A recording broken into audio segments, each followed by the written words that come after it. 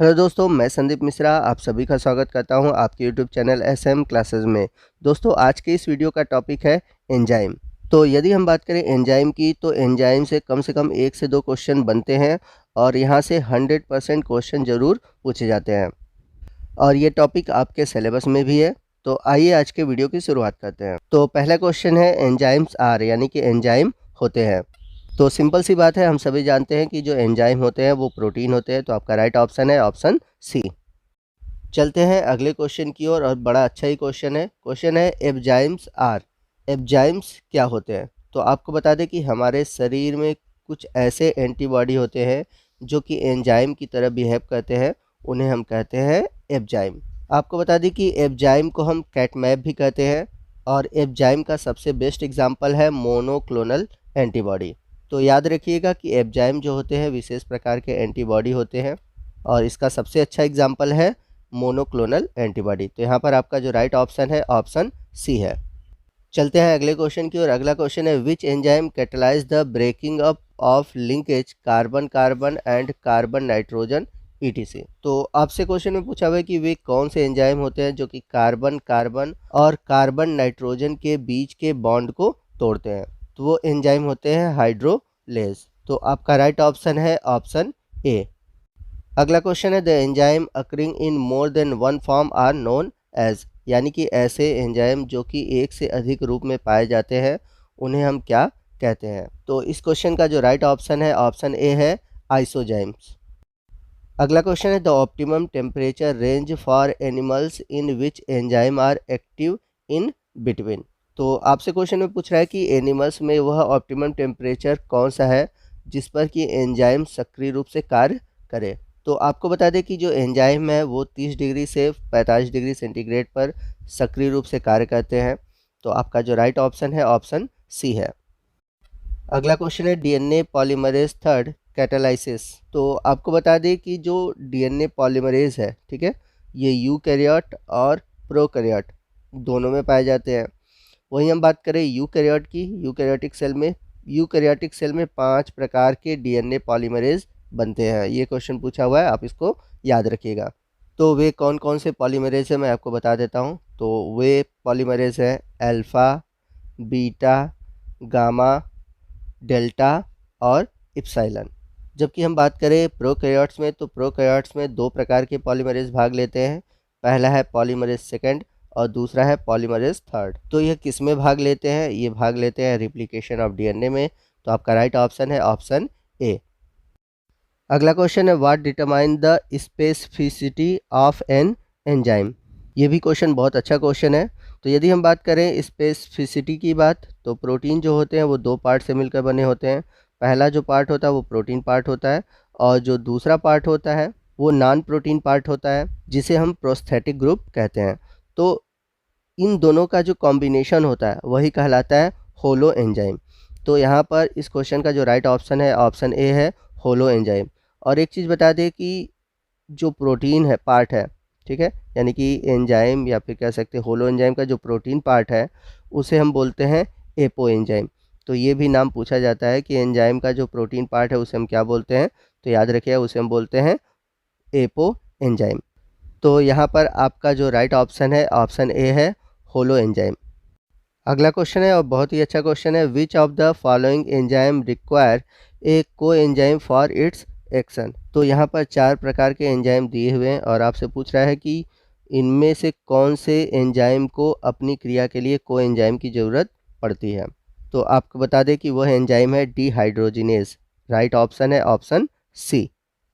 अगला क्वेश्चन है which of the following enzyme does not obey KM kinetics, यानी कि कौन सा ऐसा एंजाइम है जो कि केएम काइनेटिक्स के नियम का पालन नहीं करता। तो इसका राइट ऑप्शन है ऑप्शन डी एलोस्टेरिक एंजाइम। तो ये भी क्वेश्चन काफ़ी इंपॉर्टेंट है। अभी ये टीजीटी पीजीटी में नहीं पूछा हुआ है लेकिन यूपीएससी के एग्ज़ाम में पूछा है। तो फ्यूचर में इस क्वेश्चन के पूछे जाने के चांसेस बहुत हैं, तो आप इसको नोट कर लीजिएगा। चलते हैं अगले क्वेश्चन की और अगला क्वेश्चन है first restriction endonuclease enzyme was, यानी कि पहला रिस्ट्रिक्शन इंडोन्यूक्लियस एंजाइम था। तो आपको बता दें कि जो रिस्ट्रिक्शन इंडोन्यूक्लियस एंजाइम होते हैं वह डीएनए को विशेष स्थान पर कट करते हैं और इस एंजाइम का यूज़ किया जाता है बायो टेक्नोलॉजी में। तो आपको बता दें कि पहला रिस्ट्रिक्शन इंडोन्यूक्लियस एंजाइम था हिंड सेकेंड, तो आपका राइट ऑप्शन है ऑप्शन ए। अगला क्वेश्चन है the bond between enzyme and substrate must be, यानी कि एंजाइम तथा सबस्ट्रेट के बीच आबंध होने चाहिए। तो एंजाइम और सबस्ट्रेट के बीच जो बॉन्ड होने चाहिए वो दुर्बल और अल्पकालिक होने चाहिए, कि वीक एंड शॉर्ट लिव्ड होने चाहिए। तो आपका राइट ऑप्शन है ऑप्शन बी। अगला क्वेश्चन है the enzyme rennin act on, यानी कि एंजाइम रेनिन की क्रिया निम्न में से किस पर होती है। तो आपको पता होगा कि जो रेनिन है ये एक ऐसा एंजाइम है जो कि एडल्ट में प्रोड्यूस होता है और ये दूध में उपस्थित जो कैसिनोजिन प्रोटीन है उसको डाइजेस्ट करता है। तो आपका जो राइट ऑप्शन है ऑप्शन सी है। आज चलते हैं अगले क्वेश्चन की, और अगला क्वेश्चन है enzymes speed up a chemical reaction by, यानी कि एंजाइम रासायनिक प्रतिक्रिया की गति को बढ़ाते हैं। तो ये क्या कहते हैं कि जो रिएक्शन की एक्टिवेशन एनर्जी है उसको कम कर देते हैं। आपका राइट ऑप्शन है option B, lowering the energy of activation of reaction. अगला क्वेश्चन है C D K enzyme are use to, यानी कि सी डी के एंजाइम का उपयोग होता है, तो इसका यूज होता है सेल साइकिल में। तो आपका राइट ऑप्शन है ऑप्शन ए। अगला क्वेश्चन है लाइसोजाइम्स आर फाउंड इन, तो लाइसोजाइम पाए जाते हैं, तो लाइसोजाइम लार में भी पाए जाते हैं, आंसू में भी पाए जाते हैं, पसीने में भी पाए जाते हैं। तो आपका राइट ऑप्शन है ऑप्शन सी।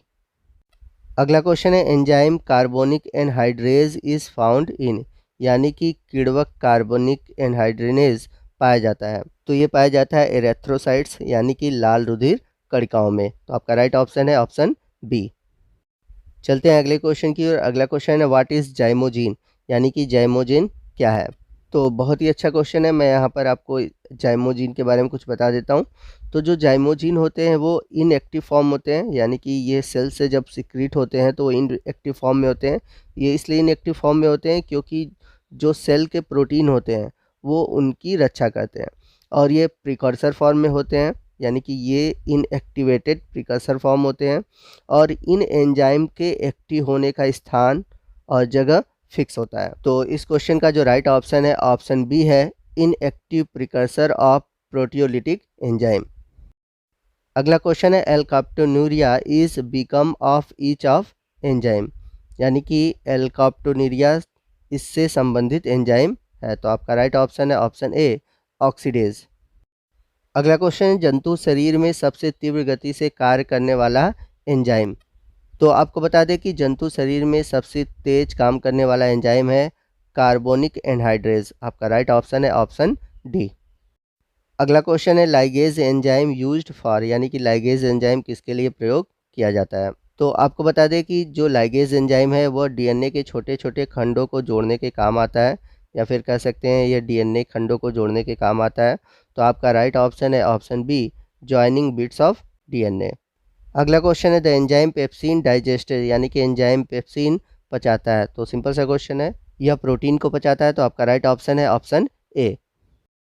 चलते हैं अगले क्वेश्चन की ओर। अगला क्वेश्चन है trypsin enzyme is secreted from, यानी कि ट्रिप्सिन एंजाइम का स्रावण होता है, तो ये स्रावित होता है अग्नाशय से। तो आपका राइट ऑप्शन है ऑप्शन बी। अगला क्वेश्चन है which of the following enzyme is used in respiration. तो यहाँ पर क्वेश्चन में पूछा हुआ है कि कौन सा एंजाइम श्वसन में प्रयोग होता है। तो आपका राइट ऑप्शन है ऑप्शन सी, डिहाइड्रोजिनेज। अगला क्वेश्चन है enzyme enhances the rate of chemical reaction by, यानी कि एंजाइम रासायनिक क्रिया की दर को बढ़ा देते हैं। तो यहाँ पर ऑप्शन दे रखा है, पहला ऑप्शन दिया है प्रोवाइडिंग ऑप्टिमम पीएच, यानी कि अनुकूलतम पीएच देकर। दूसरा है राइजिंग टेम्परेचर, यानी कि तापमान को बढ़ाकर। तीसरा दिया हुआ है लोअरिंग एक्टिवेशन एनर्जी, यानी कि सक्रिय ऊर्जा को घटाकर। तो आपका जो राइट ऑप्शन है ऑप्शन सी है। अगला क्वेश्चन है और बहुत ही अच्छा क्वेश्चन है एंजाइम ल्यूसीफरेज। तो यह एंजाइम जो है यह बायोल्यूमिनेसेंस से मतलब रखता है। तो बायोल्यूमिनेसेंस क्या होता है, तो कुछ ऐसे जीव होते हैं जो रात में चमक छोड़ते हैं, जैसे कि आपने जुगनू में देखा होगा। तो यहाँ पर आपका जो राइट ऑप्शन है ऑप्शन सी है, act on a substance to cause bioluminescence.